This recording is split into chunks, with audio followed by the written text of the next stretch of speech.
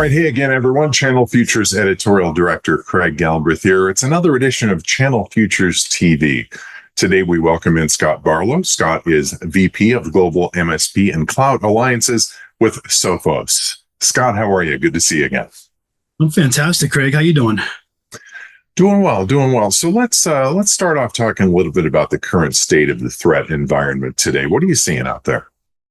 Well, I think cybersecurity is just so complex and difficult, and it moves so fast that most organizations simply can't manage it really effectively on their own.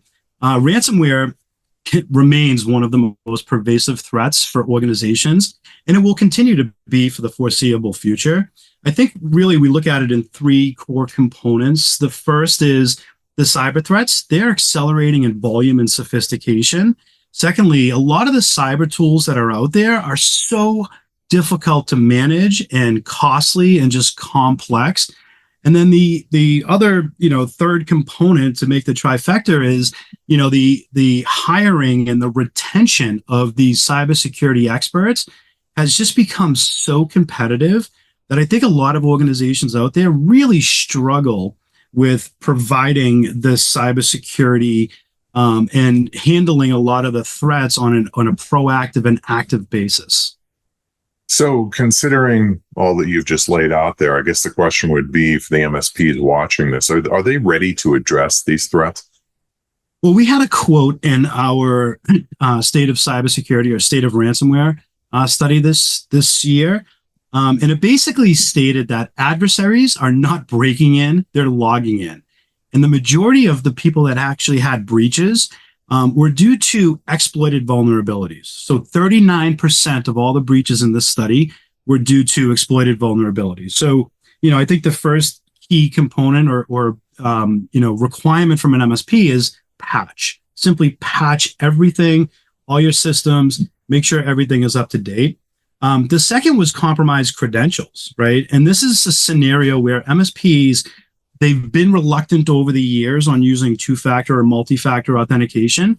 And we see a lot more MSPs today using two-factor authentication, really due to some of the insurance requirements as well.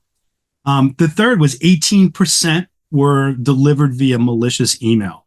And so obviously MSPs must implement effective email security for anti-spam, antivirus for all of their customers. And then you get into 13% was due to phishing. And I really believe that MSPs need to do more with end user education and phishing simulation that are out there. I mean, we do this internally all the time where you might get a LinkedIn email that looks like a LinkedIn email, but it's not. And so if a user clicks on it, they need to go through a training. So MSPs, for the most part, I feel like they're, advancing to the point where they're implementing a lot of these 24/7 active threat hunting solutions through an MDR service and looking to also secure everything that a customer might have, from mobile security to cloud, in addition to the traditional firewall and endpoint, components as well. Sure. So piggybacking on that a little bit, what should MSPs be doing today to, I'd say, prepare for this next wave of threats coming out there? Yeah. So in this study, we were looking at some of the tools and techniques that were out there. There's over 500 tools and techniques that these adversaries are using. So you can't rely on an individual tool to secure your systems. You need to keep an eye on everything. So, solution providers obviously are investing in delivering the, industry best, fully managed security service, whether they're doing it themselves through an XDR solution and doing the active threat hunting, or if they don't have the internal capabilities, they outsource a lot of those components to the vendor, like a Sophos, to do managed detection and response. We're also seeing a lot of MSPs, and I think this is a really important point, to do these tabletop exercises where you can actually simulate a breach. And then you discuss with your customer, hey, do you have an incident response plan? Is there a breach team? Do you have a hardware decommissioning policy? A lot of times, the entrance into an organization would be through a server or a machine that just isn't being used anymore, but it's not decommissioned and it still has full access to the entire environment. but then also employee awareness training. I want to, really underscore that. I think it's incredibly important that MSPs will actually do this simulation to their end user customers in order to see where is that weakest link and how do we help improve the education and awareness of their end users. Excellent, excellent. So, Scott, how should MSPs position cybersecurity as a service to their customers?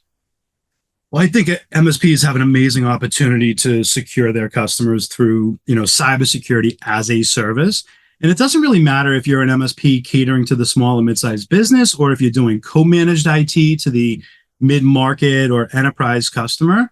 You need to look at exactly what is in an environment. And so because, as a defender, the MSP would be a defender working with the vendor, they need to keep their eye on everything, everywhere, all at once, or they're going to be susceptible to these attacks.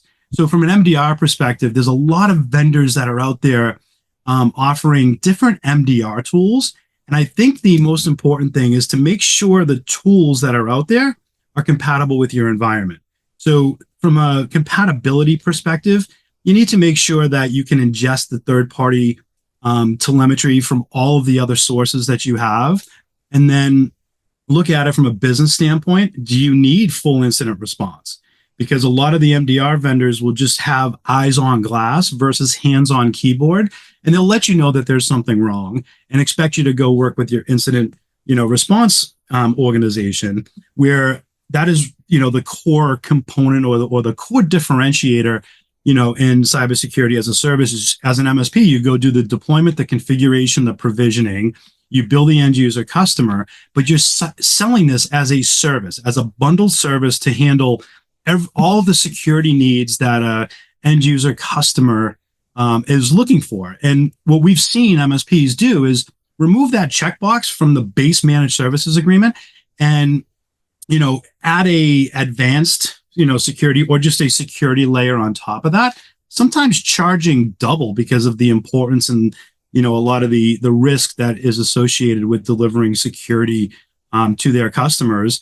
Or secondarily, and I think this is probably the better way to do it, is just incorporating all of the security components into your base managed services agreement and then going and offering that to your end user customers. Absolutely, absolutely. So, Scott, finally, what are some of the most common customer objections to advanced cybersecurity, and how can MSPs overcome those? Yeah, we've seen that used to be a very easy question to answer, and it was the "it can't happen to me" mentality from a end customer. I'm too small, it's not going to happen. It's nobody cares about my data. But we've seen that really transition over the years, where you have a lot of small and mid-sized businesses that are actually having these challenges or getting ransomware installed. And, the communication at a lot of the events, the channel partners event, there's a lot of panel discussions, a lot of keynotes that, it is happening to everybody. And I think, from an MSP standpoint, you really need to understand, or you need to convey the value proposition that you're bringing to the end customer. The goal of an MSP is to take all of the IT and all of the security concerns off of the customer and out of their brain, and allow that customer to actually go and focus on growing their own business. And so with Sophos MDR, we provide that 24/7 active threat hunting. And it's also leadless threat hunting, meaning we don't have to see something to go and see if, something that happened at a customer in Japan is happening to a, small and mid-sized business in Florida. But also, looking at this from an insurance standpoint, we've partnered with several insurance providers that if you're using our MDR service, you'll actually get a discount on your insurance, the cybersecurity insurance, and Sophos will actually put their money where their mouths are and provide a Sophos breach warranty protection, $1,000 per machine, up to $1 million, if anything actually does happen or enters into the environment.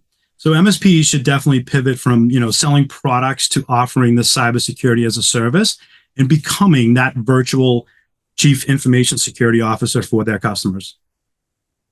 Good stuff, and interesting how that customer thinking has evolved. Scott, thanks for your time today on Channel Futures TV. Appreciate Sophos support of Channel Futures. Thank you, Craig. Great to be here.